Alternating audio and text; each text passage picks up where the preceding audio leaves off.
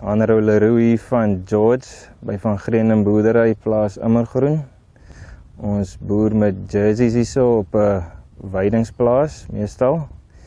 Ek het so 1350 in melk op die oomblik en so 130 steamaps en 210 droë koeie. Sodra mens by 900 koeie kom in jou kudde, dan begin baie druk op die koeie te kom met kompetisie by die waterbakke, voerbakke, die drukgange, selfs in die kampe en krale. So ons deel ons troppe in 3.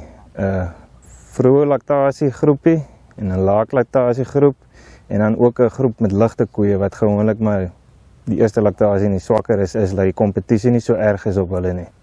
Uitdagings bly maar goeie weidingsbestuur en besproeiing. As die kos goed is die koeie goed. En dan ook reproduksie waar ons tailpain toepas, maak 'n groot verskil, maar dit is 'n alledaagse ding wat moet dopgehou word. En dan ook goeie eiers van die koeie moet ons altyd nagaan en kyk dat alles reg is daar.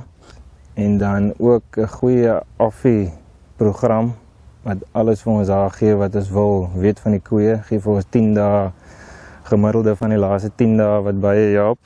En dit is ook 'n multidissiplinêre span hierso, so as ek nie die dag hier kan wees of wie ewer kom oorvat, weet presies wat gedoen moet word en hoe die dinge moet gaan.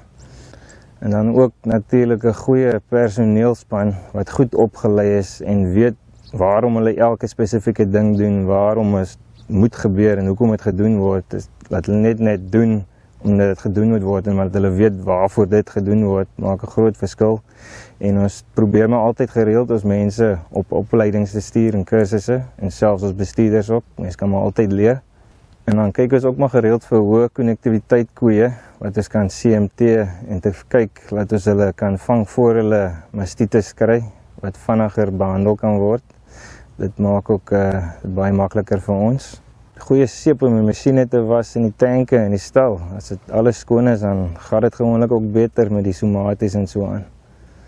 Die hoë konnektiwiteit vang gewoonlik vinnig daai koeie wat ons terugkry van julle af wat hoë somatiese seltelling sal hê. So ons kry hulle gewoonlik, maar daai inligting help ons baie om te help met wat se koeie ons not for insemination gaan merk wat nie meer produktief is vir ons en so nie. So bulseleksie is gebaseer op inkomste vir ons. So vaste stowwe het ons so by 60% kilogramme wat ons kry. Dan lang lewendheid 20%, vrugbaarheid 10% en eiergesondheid ook 10%.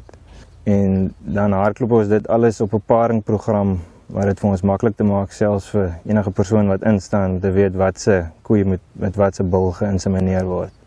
Die uitdaging is om kwantiteit en kwaliteit weidings te bepaal met die inname vir die koeie en dan balanseer ons dit met die kragvoer in die stal.